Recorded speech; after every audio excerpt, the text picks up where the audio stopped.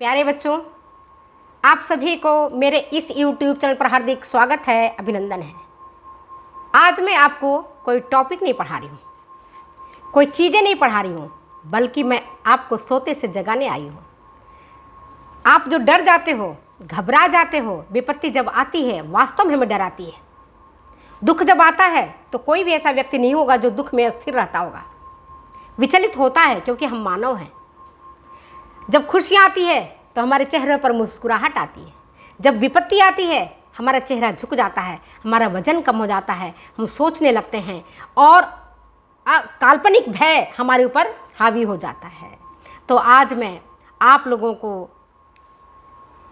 वही बताने आई हूँ कि आपके भीतर सोई हुई शक्ति है, सोई हुई ऊर्जा है, उसको आप जगाओ। क्योंकि मनुष्य जैसा सोचता है वह वैसा ही करता है और वह वैसा ही बन जाता है। कर्म और भाग्य दोनों एक दूसरे के विरोधी नहीं है, बल्कि एक दूसरे के कॉम्प्लीमेंट्री है, पूरक है। भाग्य को हम बदल सकते हैं, इसमें कोई दो मत नहीं है। कहते ना हमारे भाग्य में यही लिखा हुआ है, हम क्या करें। हाँ, भाग्य में लिखा है वो होके रहेगा, लेकिन हम उसके प्रभाव को कम कर सकते हैं। ये मैं कोई ज्योतिष नहीं हूँ, मैं ज्योतिषी में विद्या अध्ययन नहीं किया है, मैं होम साइंटिस्ट हूँ।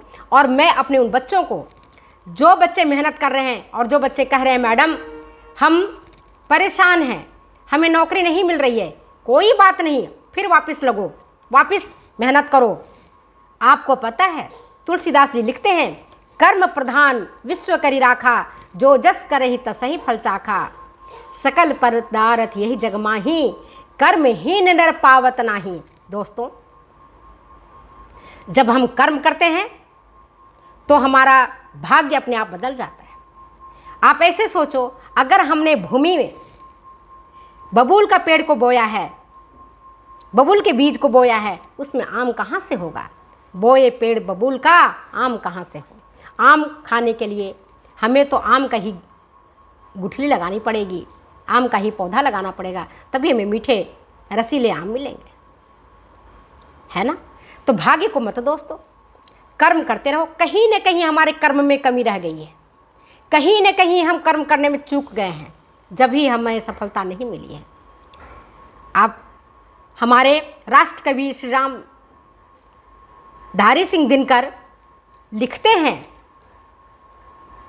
रश्मि रति मुझे बहुत पसंद है, और मैं जब परेशान होती हूँ, जब मैं उदास होती हूँ, जब मैं विपत्तियों से घिर जाती हूँ, जब मैं दुखों से चारों तरफ घिर जाती हूँ, तब मुझे रश्मि रति ही एक मार्ग देता है।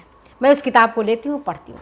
तब मैं भागवत गीता पढ़ती हूँ और उसकी एक छोटी सी प्रति जो 20 रुपये वाली है, मैं अपने पर्स में रखती हूँ। भगवान क्या कहते हैं, थके हारे अर्जुन को कहते हैं कि रे अर्जुन उठ जा, क्यों तो हथियार डाल दिया है, उठो तो सही, कर्म तो करो, बिना कर्म किए तो कैसे सोच रहा है, कर्म कर, चलो उठो। तब उनसे बहुत ताकत मिलती है, बहुत हिम्मत मिलती है। आप बच्चे जहाँ कहीं भी आपको परेशानी आती है, आप हमसे पूछिए, हम आपके उत्तर ज़रूर देंगे। ये बात ज़रूर है कि मैं कई बार अपने कार्यों से, जैसे आप लोगों के जीवन में बहुत सारे परेशानियाँ हैं, हमारे जीवन में भी बहुत सारी परेशानियाँ हैं, और उनके कारण हम परेशान हो जाते हैं और फिर देखो अपने काम को हम अंजाम नहीं दे पाते हैं परेशान होने के कारण, क्योंकि मन ही है। आप जानते हो, मन के हारे हार है, मन के जीते जीत। मन ही कृष्ण है, मन ही सुदामा, और मन ही है हमारी पांचाली, मन ही दुशासन, मन ही दुर्योधन। सारा काम तो मन ही है। आप मन में अगर सोचोगे कि मुझे जीतना है, आप देखोगे आपके भीतर वैसी ही जीतने वाली ताकत आएगी। अगर आप सोचोगे मुझे हारना है, मैं फेल हो जाऊंगी, मैं पास नहीं हो पाऊंगी, तो आप देखोगे आपके भीतर वैसे ही नकारात्मक ऊर्जा वाली चीज़ें आपके भीतर आ जाएंगी, आप कुछ नहीं कर पाओगे। इसलिए मेरे प्यारे बच्चों, मेरे दोस्तों, मैं आप लोगों से कहती हूँ, रिक्वेस्ट करती हूँ कि आप अपने मन को कंट्रोल करो और सही दिशा में काम करो। जब हम सही दिशा में काम करते हैं तो परमपिता परमेश्वर भगवान भोलेनाथ हमारी मदद करते हैं और हमें हमारी मंजिल तक पहुँचाते हैं। आप जानते हो, दिनकर जी लिखते हैं, मानव जब जोर लगाता है पत्थर पानी बन जाता है, सच है विपत्ति जब आती है कायर को ही दहलाती है, सुरमा नहीं विचलित होते, क्षण एक नहीं धीरज खोते। विघ्नों को गले लगाते हैं, कांटों में राह बनाते हैं, जो आ पड़ता सब सहते हैं, उद्योग निरंतर रहते हैं। कभी भी वो नहीं घबराते हैं, वो नहीं परेशान होते हैं। जो सुरमा होते हैं वो परेशान नहीं होते हैं। वो क्या करते हैं? शूलों का मूल नसाने को, बड़ खुद विपत्ति पर छा जाने को। एक कौन विघ्न ऐसा जग में, टिक सके वीर नर के मग में। कोई ऐसा विपत्ति है जो वीर नर के मग में टिक सकता है? खम ठोक ठेलता है जब नर पर्वत को जाते पांव खड़े, और जब मानव जब जोर लगाता है, पत्थर पानी बन जाता है। मेरे दोस्तों, आप जानते हो कि रोशनी के लिए हमें या तो बल्ब जलानी पड़ती है अथवा हमें दीपक जलानी पड़ती है, कुछ न कुछ हमें करना पड़ता है। तो आप देखो, रोशनी नहीं बह पाता है ना, बत्ती जो नहीं जलाता है। मेहंदी जब सहती है प्रहार, बनती लल्लाओं का श्रृंगार। जब फूल पिरोए जाते हैं तभी माला बनता है, और फिर हम उनको गले लगाते हैं। और वसुधा का नेता कौन हुआ? भूखंड विजेता कौन हुआ? यतुलित यश क्रेता कौन हुआ? नव धर्म प्रेरणता कौन हुआ? जिसने न कभी आराम किया, विघ्नों में रहकर नाम किया। दोस्तों, आपको हो गया आज मैडम को क्या हो गया है? मैडम आज अब बड़े उत्तेजित हैं, बड़ी ऐसी ऐसी बातें बोल रही हैं।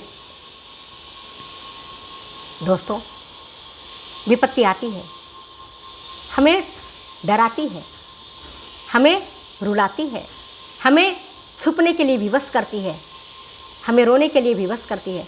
विपत्ति जब आती है तो आंखों से आंसू बहने लगता है, हाथ पांव कांपने लगते हैं, थरथराने लगता है, दिखाई नहीं पड़ता, चारों तरफ लगता है ग्रहण लग गया है। जब सूर्य को ग्रहण लगता है, जब चंद्रमा को ग्रहण लगता है, जब भगवान भोलेनाथ को परेशानी झेलनी पड़ती है वरदान देने के कारण, तो हमें भी अगर ये परेशानी होती है तो इसमें कोई दो बात नहीं है। इसलिए मेरे प्यारे दोस्तों, आप बिल्कुल निश्चिंत होकर के पढ़ाई का काम करो और देखोगे मार्ग आपको जरूर मिलेगा। मैं इतना ही कहूँगी, वन में प्रसून तो खुलते हैं, बागों में साल न मिलते हैं, है ना। विपदाएं दूध पिलाती हैं, लोरी आंधियाँ सुनाती हैं, और जो लक्षा गृह में जलते हैं वे ही सुरमा निकलते हैं। मेरे दोस्तों, हमें जलना पड़ता है, हमें परिश्रम की आग में जलना पड़ता है, तभी हम सुरमा निकलते हैं। तभी कोई IAS की, तभी कोई IPS की, तभी कोई लेक्चरर की, तभी कोई टीचर की नौकरी को पाता है, अन्यथा कोई नहीं पाता है। तो चलिए, मैं अपने शब्दों का ही विराम देती हूँ, फिर मिलती हूँ मैं अगले वीडियो में अगली बातों के साथ। ओके, बाय बच्चे।